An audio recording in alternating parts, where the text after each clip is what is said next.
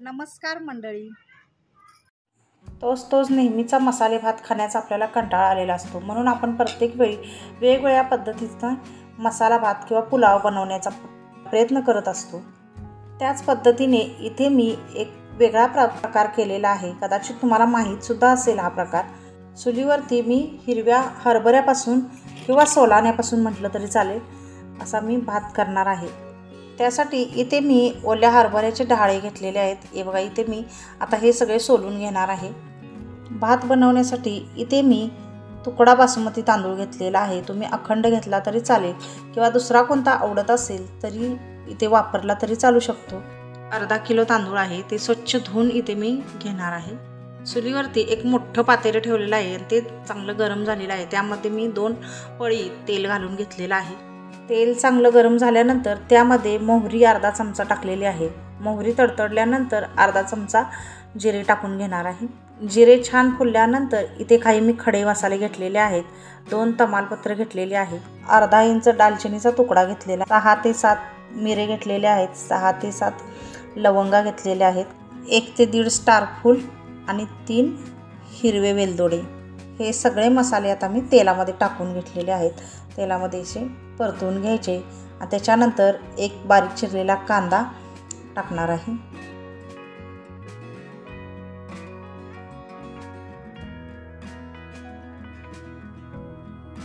कांदा भाजून होईपर्यंत इकडे खलबत्यामध्ये 10 ते 12 लसूण पाकळ्या आणि 1 इंच आल्याचा तुकडा घेऊन मी इथे बारीक चेचून घेणार आहे.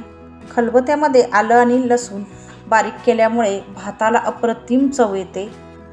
तुम्हाला जर स्वयंपाक करायची फास्ट सवय नसेल तर ही प्रोसेस भाताच्या पूर्वतयारीतच करून घ्यायची. जे आधी आपण ज्यावेळी भाताची तयारी करतो त्यावेळी आलं लसूण पेस्ट किंवा अशी चेचून ठेवली तरी चालू शकतं.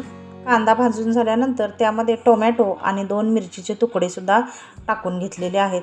ते सुद्धा आता इथे छान मऊ होईपर्यंत परतवून घ्यायचं आहे.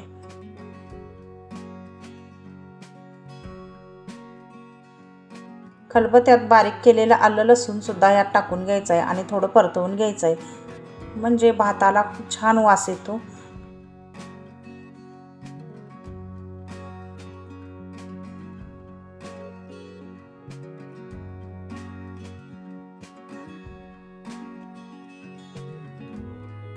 यामध्ये आता मी पाव चमचा हळद टाकून घेणार आहे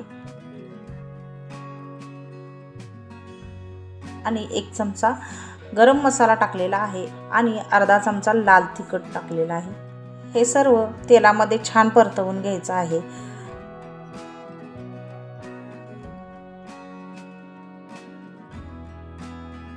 कढीपत्ता टाकायचा माझ्याकडून राहून गेला होता, म्हणून मी आता इथे टाकणार आहे. तेलामध्ये छान परतवून घेणार आहे.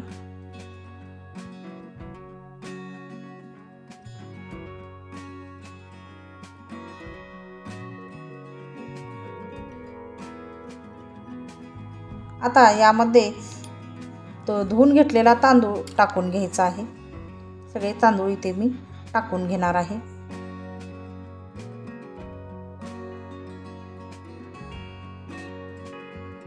त्यातच सोलून घेतलेला हरभरा किंवा सोलाणे टाकून घेणार आहे आणि पावच वाटी जरा बारीक चिरून घेतलेला आहे तेही टाकणार आहे. हे सर्व जिन्नस छान एकदा परतवून घ्यायचं आहे 2 मिनिटं आपण इथे.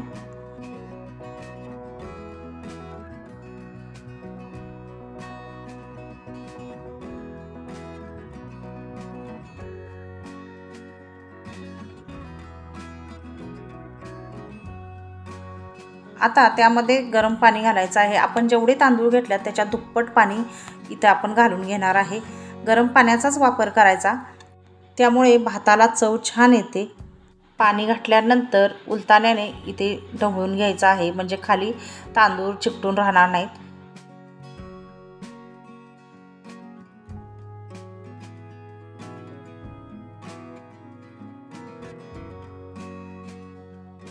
आता त्यामध्ये चवीनुसार मीठ घालायचं आहे आणि वरून कोथिंबीर थोडी टाकायची आहे. पुन्हा ढवळून घ्यायचं आहे, म्हणजे मीठ सगळीकडे पसरेल. एकाच जागी मीठ जर बसलं तर एकाच ठिकाणी भात खारट होतो आणि बाकी सगळा भात अळणी होतो. म्हणून भात जेव्हा आपण पातेल्यामध्ये करतो त्यावेळी असं उलताण्यानं हलवून घ्यायचं. बघा इथे किती छान उकळी आलेली आहे भाताला, चुलीवर किती छान शिजत आहे भात. तर आपला भात शिजत आहे तोपर्यंत मैत्रिणींनो, चॅनलला अजून सबस्क्राईब केलं नसेल तर चॅनलला सबस्क्राईब करा, लाईक करा आणि कमेंटसुद्धा करा.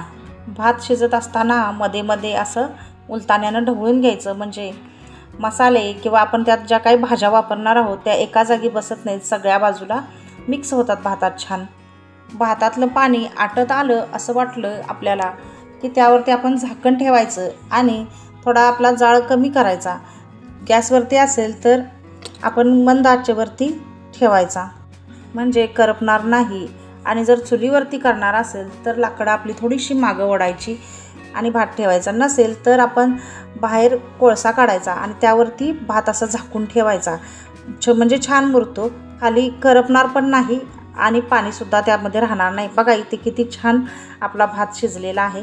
भात अगदी मोकळा मोकळा झालेला आहे, तुपाबरोबर खाण्यासाठी तयार आहे. तर रेसिपी शेवटपर्यंत पाहिल्याबद्दल धन्यवाद.